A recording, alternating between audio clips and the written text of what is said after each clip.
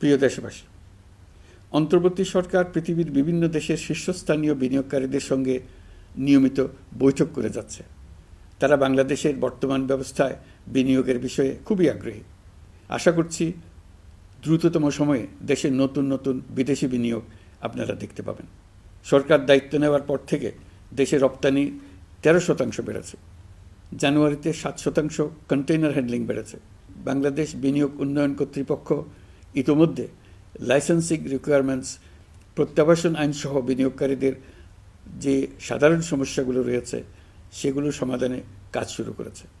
বাংলাদেশ বিনিয়োগ উন্নয়ন কর্তৃপক্ষ আগামী মাসে ঢাকায় 4 দিনব্যাপী আন্তর্জাতিক বিনিয়োগ সম্মেলন করছে। বিশ্ববিখ্যাত অনেক বিনিয়োগকারী এতে অংশ নেবেন।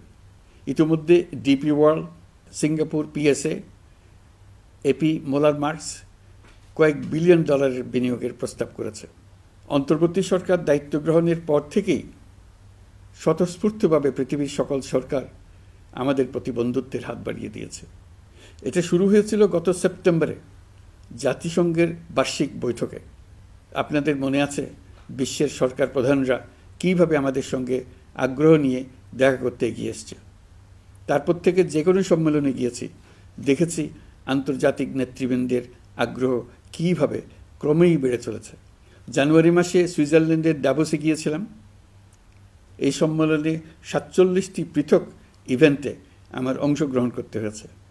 বিভিন্ন দেশের সরকার প্রধান, মন্ত্রী, বিশ্ব বাণিজ্যের নায়করা, জাতিসংঘের মহাসচিব, জাতিসংঘের বিভিন্ন সংস্থার প্রধানদের সঙ্গে বৈঠক করেছে।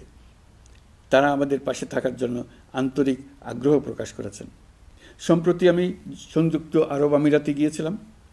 তারা বিগত সরকারের সময় আমাদের ভিসা বন্ধ করে দিয়েছিল।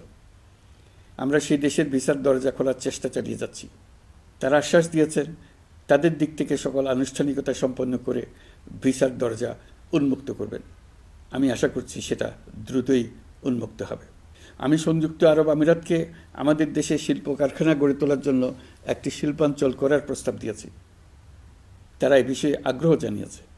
শিল্পাঞ্চলে 2টি কাজ দিয়ে তারা শুরু করবে, এই জন্য কথাবার্তা শুরু হয়েছে। প্রথমে মুসলিম বিশ্বে সরবরাহের জন্য একটি হালাল গোশত প্রক্রিয়াজাত করার কারখানা করবে। এরপর মৎস্য প্রক্রিয়াজাতকরণের জন্য কারখানা স্থাপন করবে। তারা আমাদের নতুন সামুদ্রিক বন্দর পরিচালনা করার জন্যও আগ্রহ জানিয়েছে। প্রিয় দেশবাসী, বিশ্ব মানচিত্রে বাংলাদেশকে অনন্য উচ্চতায় নিয়ে যাওয়া আমাদের অন্যতম লক্ষ্য। এই লক্ষ্যে আমরা আসিয়ানের সদস্য হিসেবে যোগদান করার বিষয়ে আগ্রহের কথা জানিয়েছি। এই বছরের শুরু থেকেই মালয়েশিয়া আসিয়ানের চেয়ারম্যানের দায়িত্ব গ্রহণ করেছে। মালয়েশিয়ার মাননীয় প্রধানমন্ত্রী আনোয়ার ইব্রাহিমের সঙ্গে এই বিষয়ে কথা হয়েছে। তিনি আমাদের আবেদনের প্রতি সমর্থন জানিয়েছেন, আমাকে মালয়েশিয়া সফরের আমন্ত্রণ জানিয়েছেন। আমি এই আমন্ত্রণ গ্রহণ করেছি। মালয়েশিয়া রোহিঙ্গা সমস্যা সমাধানের জন্য জাতিসংঘের সম্মেলন আয়োজনের দায়িত্ব নিয়েছে। আমাদের দেশ থেকে শ্রমিক নিয়ে যাবার ব্যাপারে যে সমস্ত সমস্যার সৃষ্টি হয়েছিল সবগুলো সমাধানের জন্য আন্তরিকভাবে তারা কাজ করছে।